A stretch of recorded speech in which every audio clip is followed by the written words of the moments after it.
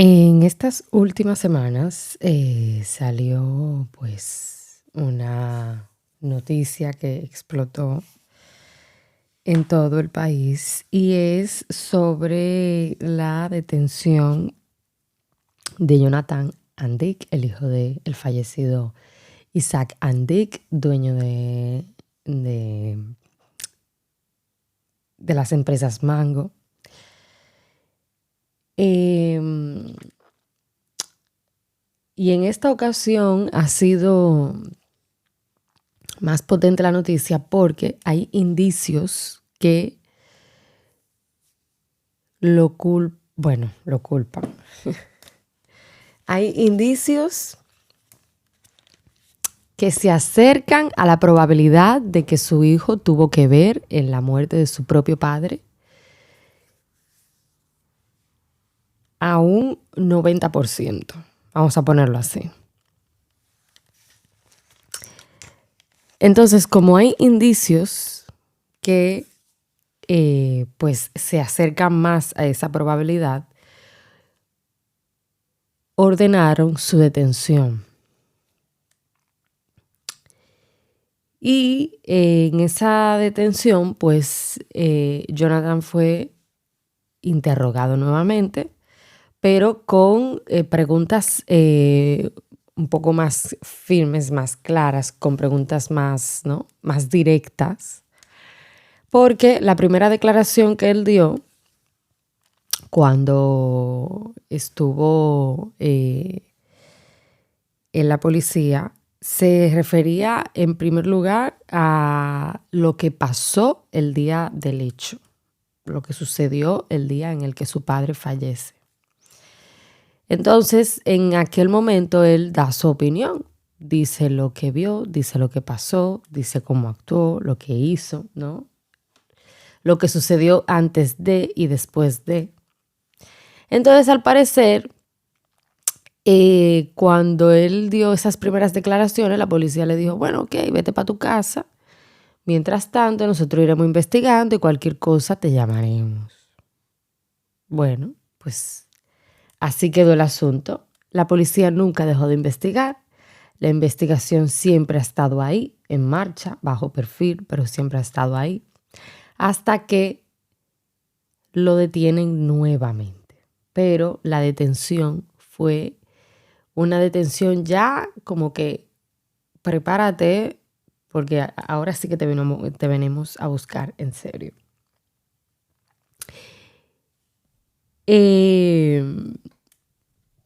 Yo recaudé una serie de informaciones donde habla de los indicios que la jueza que está llevando este caso considera a Jonathan Andick presunto autor de la muerte de su padre. Y entre esos indicios está el cambio de testamento. O sea, hay varios indicios que la policía tiene, específicamente la jueza, pero son indicios específicos. Como por ejemplo, el cambio de testamento. A mediados del 2024, Jonathan fue conocedor de que su padre tenía intención de cambiar el testamento, creando una fundación para ayudar a las personas necesitadas. Según el auto, Jonathan le pide una herencia en vida que el padre, el señor Andick, se ve obligado a aceptar para continuar teniendo relación con su hijo. Esta es una. El cambio de testamento, en el cual su hijo nunca estuvo de acuerdo.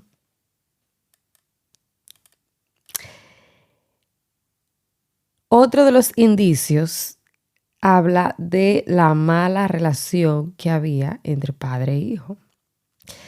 Yo no sé si ustedes recuerdan que en los podcasts anteriores que yo he hecho hablando de este tema, yo les había comentado que la policía se había quedado con su móvil, con su teléfono. Y al parecer la policía ha sacado mucha información de ese teléfono, que incluso toda la información que la policía ha recabado de este teléfono no coincide en nada con las declaraciones que él ha dado, ¿vale? Entonces han hecho comparaciones, ¿vale? Y al parecer nada de lo que ha dicho él al principio ni a día de hoy coincide con todas las cosas que se han ido recopilando específicamente del teléfono móvil. Entonces, entre esos indicios está la mala relación que supuestamente tenían padre e hijo. Y dice que el análisis de los WhatsApps refleja que el motivo principal de la mala relación entre padre e hijo es la obsesión que el investigado tiene por el dinero. Oigan esa vaina. Además, en el año 2015, por una crisis a nivel profesional, personal y familiar, el padre aparta al hijo de la empresa y volvió el padre a dirigir la empresa, apunta la juez. Cuando el señor Andic decide cederle la empresa a su hijo, darle paso a su hijo, es porque él decide jubilarse. Dice, coño, déjame yo dejarle la empresa a mi hijo para que la maneje él. Yo estoy cansado ya. Me tomo yo, ¿no? Un descansito, me jubilo, me aparto, lo dejo a él al frente y que lleve todo y que las cosas fluyan, ¿no? ¿Qué pasa? Que automáticamente el hijo coge las riendas de la empresa en vez de subir, lo que hace es que baja. Las ventas estaban por el suelo, bueno, un desorden. ¿Qué pasa? Que el padre, al ver esta decadencia, ¿no?, que está teniendo la empresa, dice, coño, pero yo voy a tener que ponerme al frente de nuevo porque no va bien la cosa. Y el padre ahí es cuando decide ponerse al frente de nuevo, llevar él la empresa y de paso sacarlo a él de circulación e incorporar a otra persona al frente para que esté al frente de la empresa. Y no solo eso, que es una persona que ni siquiera era parte interna de la empresa, sino que venía de fuera, era externa. Y ahí es cuando la empresa pues empieza a subir a nivel general y les va bien de nuevo. Pero mientras el hijo estuvo al frente, tuvieron muchas pérdidas. Luego está también entre los indicios cuando la policía fue a recabar pruebas al lugar de los hechos. Y dice que los mozos estudiaron una marca en el terreno donde podría haber resbalado la víctima. Realizaron 10 simulacros tras los que la conclusión fue que para generar esa huella había que frotar la suela de las zapatillas 4 veces, al menos en los 2 sentidos. Es decir, la marca se habría realizado de forma deliberada y no pudo ser de forma fortuita. ¿Por qué fueron a analizar el terreno? Porque cuando suceden accidentes así, la policía lo que hace en ese momento es que va al lugar de los hechos y hacen un estudio. Y como ustedes lo acaban de escuchar, hicieron simulacros para ver de qué forma pudo haber caído la víctima. ¿Qué ángulo? ¿No? Aparte también tiene que ver mucho desde la altura en cómo cayó, el trozo donde ellos se encontraban, por ahí arriba, por las montañas, qué tanto la dificultad, o sea, son muchas cosas que se toman en cuenta. La distancia, son muchas cosas que se toman en cuenta. Entonces también en eso encontraron muchísimas cosas que no coincidían. Luego está también el hecho de que el informe forense determina que la caída del fallecido es como si se hubiera lanzado por un tobogán.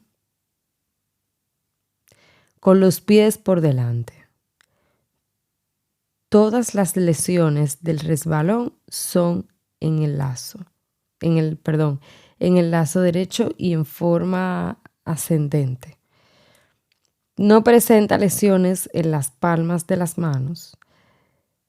Se descarta el resbalón con una piedra o caída hacia adelante. O sea, ¿qué quiere decir con que no presenta lesiones en las palmas de las manos? Usted sabe que cuando usted se va a resbalar, ¿qué hace? Supervivencia, ¿no? Instinto de supervivencia. Automáticamente tú intentas agarrarte de lo que sea para poder salvarte y evitar caer al vacío. Y al forense, al revisar el cadáver, se dieron cuenta que las manos estaban intactas. Sin embargo, al parecer, tenía lesiones en los hombros, en los brazos. Seguramente, ¿no? Haciéndole fuerza para tirarlo hacia abajo. Pero las palmas de las manos no tenían ningún tipo de lesión. Porque si yo sé que yo estoy en una altura peligrosa y yo resbalo y yo sé que me voy a caer, o sea, en el mismo instante, instinto de supervivencia, intento con mis propias manos agarrarme de lo que sea, de una piedra, de una rama, de lo que sea para no caerme. Y eso, obviamente, el tú hacer fuerza para intentar salvar tu propia vida e intentar echarle mano a lo primero que tú encuentres, eso te deja heridas en las manos, en las palmas de las manos, alguna herida de una rama, de lo que sea que tú te vayas a agarrar para salvarte. Y en este caso no sucedió así porque no se encontraron ese tipo de lesiones. Con lo cual, ahí es cuando ellos empiezan a deducir, coño, no fue una caída como tal. Porque una caída como tal de una persona que se cae porque resbala, ya te dice automáticamente que, coño, pues mira, esa persona tiene señales de que honestamente intentó salvarse pero no pudo. Pero en este caso el cadáver no tenía ningún tipo de esa señal. Entonces, luego está el tema de las contradicciones, donde él primero declaró que se adelantó unos 4 o 5 metros por delante de su padre. O sea, él iba adelante y el padre iba detrás. Que su padre se paró para hacer unas fotografías con su teléfono móvil y se cayó. 15 días después declaró que su padre solo cogió el teléfono al comenzar la ruta y no lo volvió a sacar. Las pruebas corroboran la segunda versión. O sea, él dice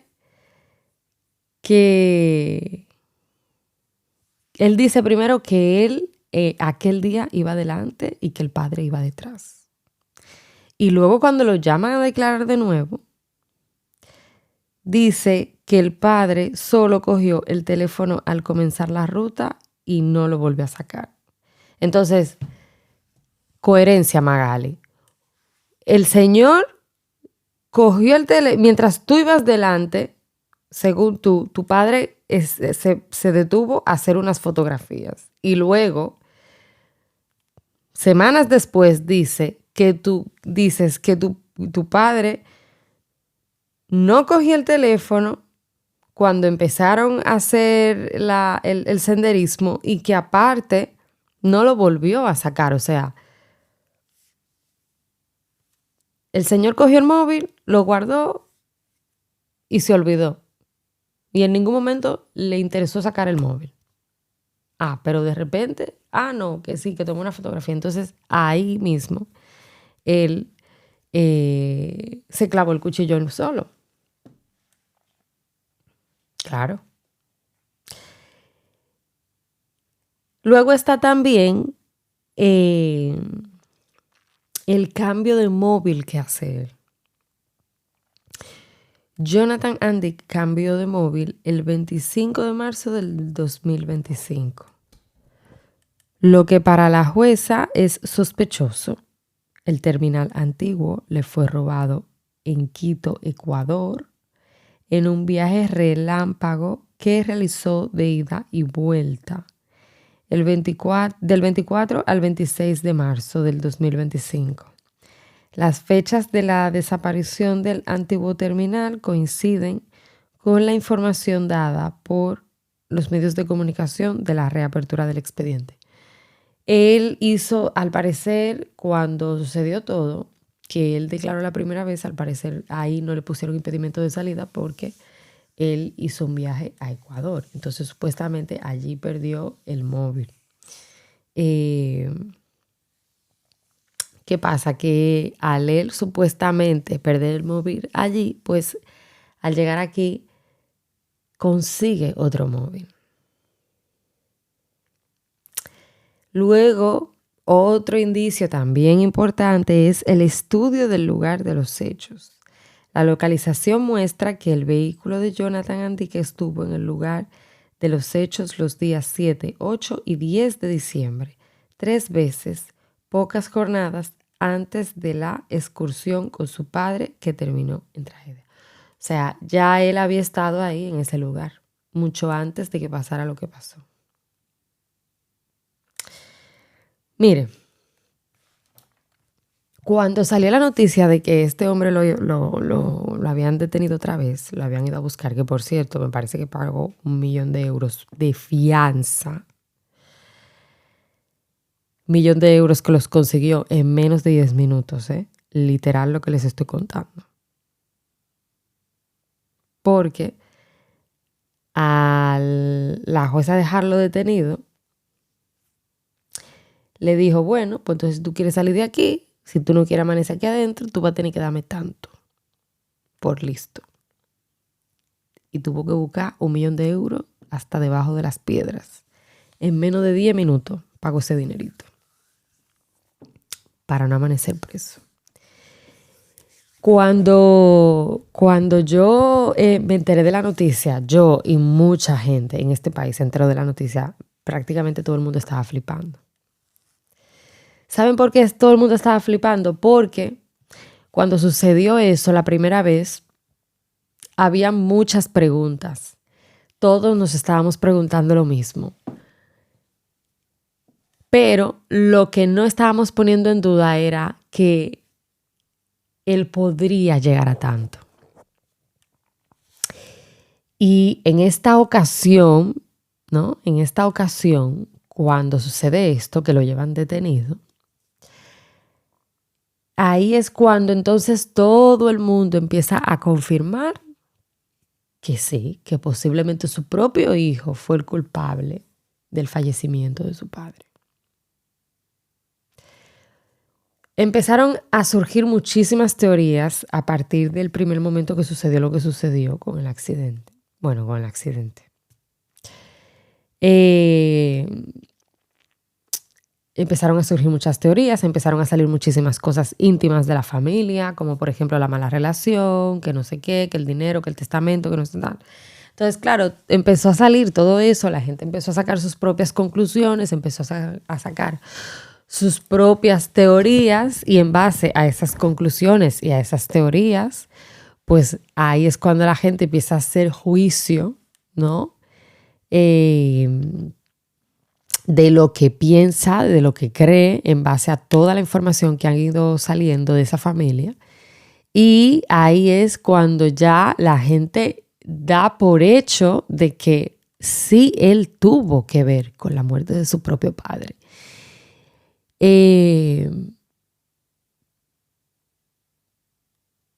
Yo creo, miren,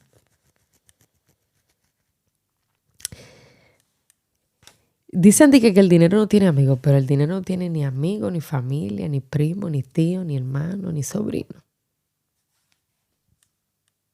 Literalmente. Y una persona que es capaz de asesinar a su propio padre es capaz de hacer cualquier cosa.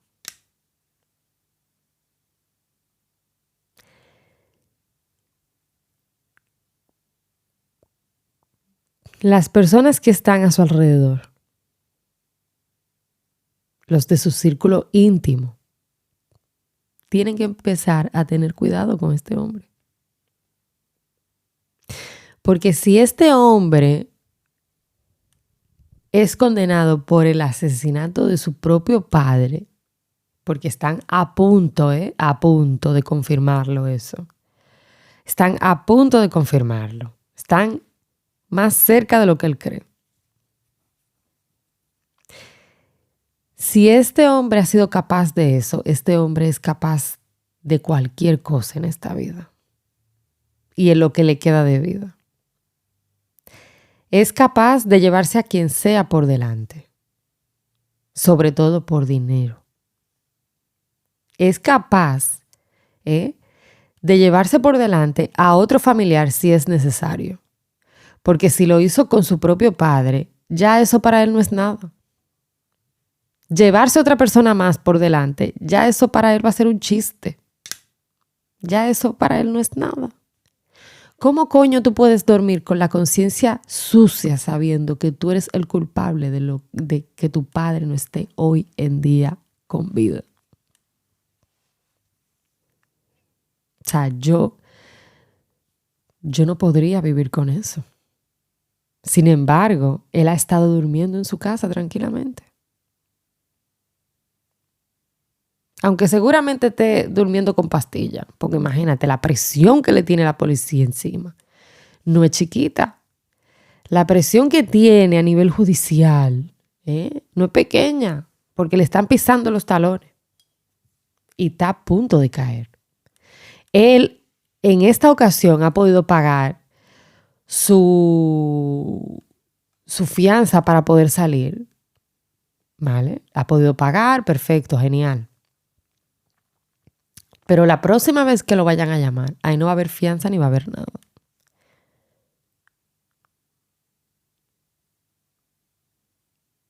Porque creo yo que si la familia es una familia que se respeta, va a hacer lo imposible porque ese hombre pague.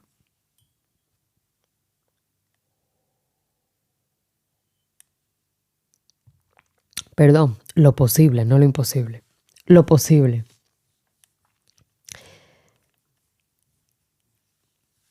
Es que yo creo y entiendo que él tiene que pagar.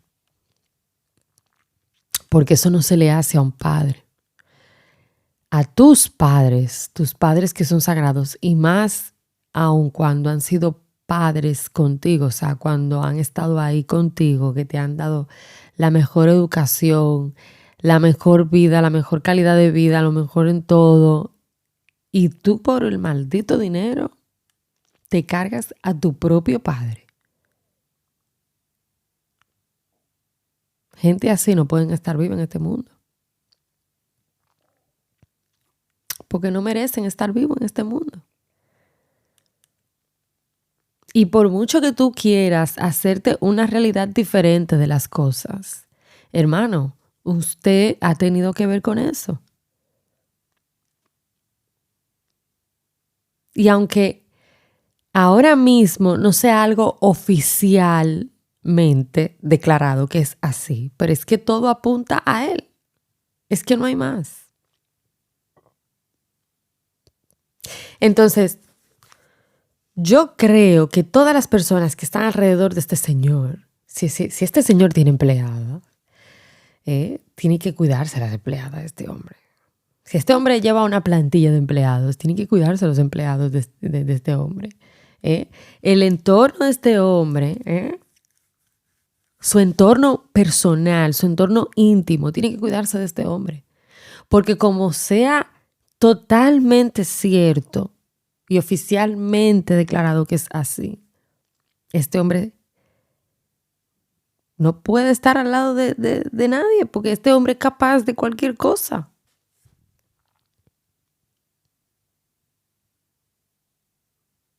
Si él tuvo el valor y tuvo los granazos de hacer eso en contra de su propio padre, este hombre es capaz de cualquier cosa en esta vida.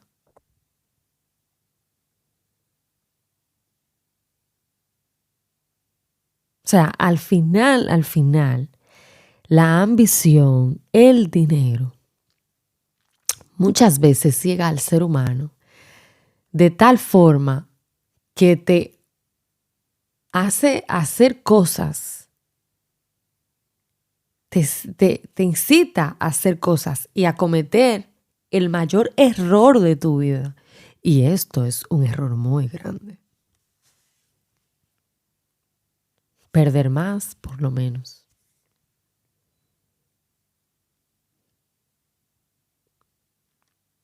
¿Qué más da si tu padre quería dejarle la herencia a gente necesitada? Es el dinero de tu padre, que lo trabajó tu padre.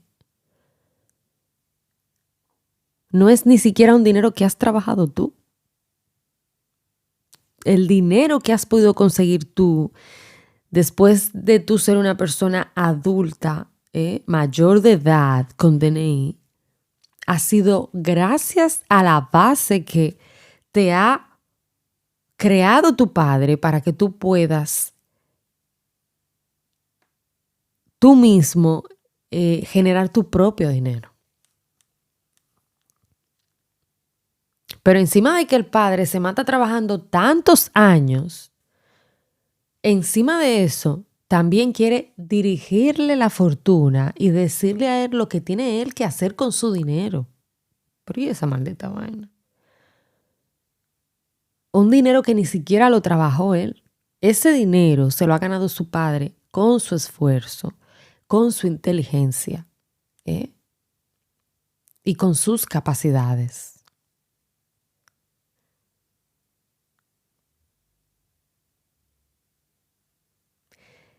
Muchas veces, y pasa, porque eso le ha pasado a muchísima gente y sigue pasando en la actualidad, pero muchas veces nosotros los hijos, y me incluyo porque soy hija, aunque yo no lo haría, muchas veces nosotros los hijos cometemos el grandísimo error de querer mandar en el dinero de los padres. Me explico.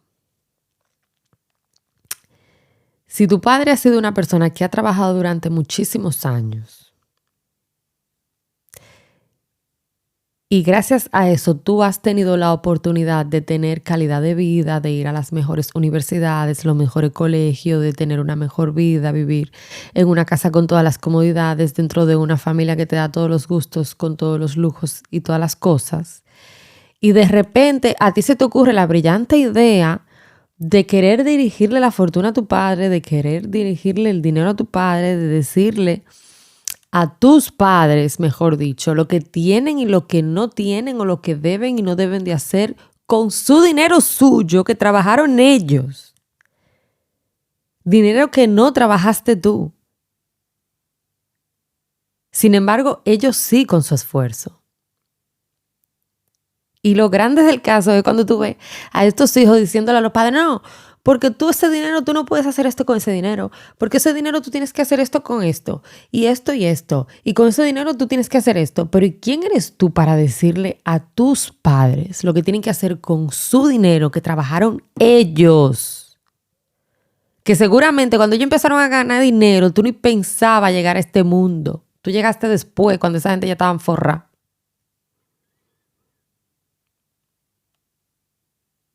Y cuando esos hijos se ven ignorados y apartados por esos propios padres, porque ven que no le dan el break de ellos dejarse dirigir por ellos, entonces ahí viene lo que viene.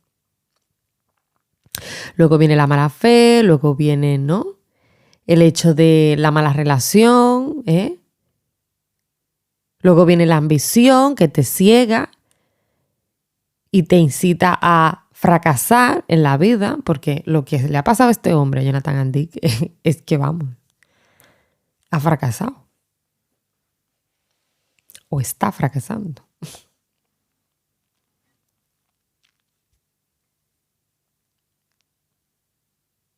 Entonces nosotros los hijos tenemos que dejar la maldita mala costumbre de querer decirle a nuestros padres lo que tienen y no deben de hacer con su dinero que han trabajado ellos durante muchísimos años.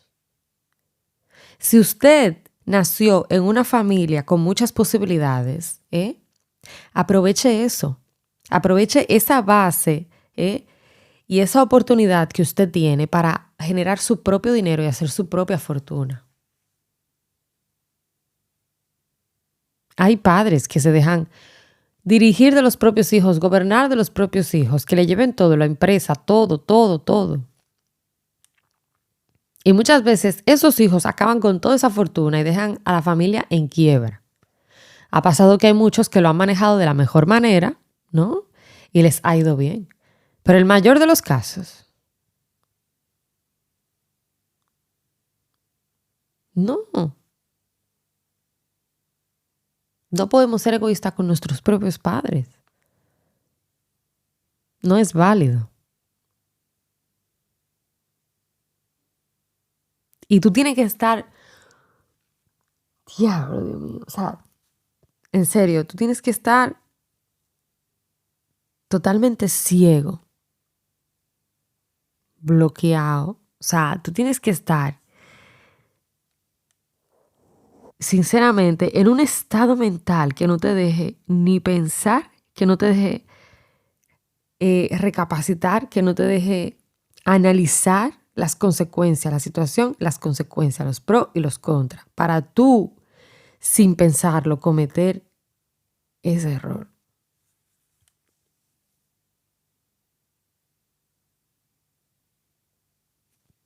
Pero bueno, nada.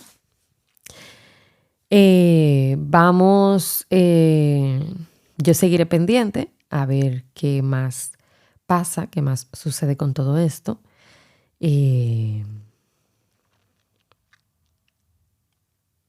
Es una pena, a mí me dio muchísima pena, porque cada vez más todas las pruebas apuntan a que ha sido él. Y honestamente, si eso se llega a oficializar, me daría mucha pena. Pero no por él, sino por su padre. Me daría mucha pena por ese señor, que en paz descanse. Porque es muy triste, tío. O sea, tiene que ser un momento tan triste y tan desgarrador. O sea, tiene que ser algo tan fuerte el tú ver que tu propio hijo te quita la vida.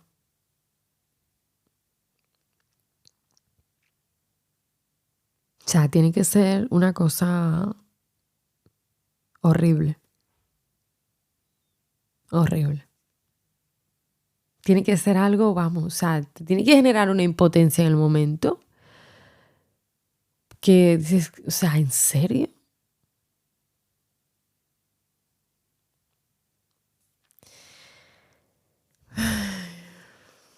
Pero bueno, miren, nada, vamos a ver qué pasa con todo esto.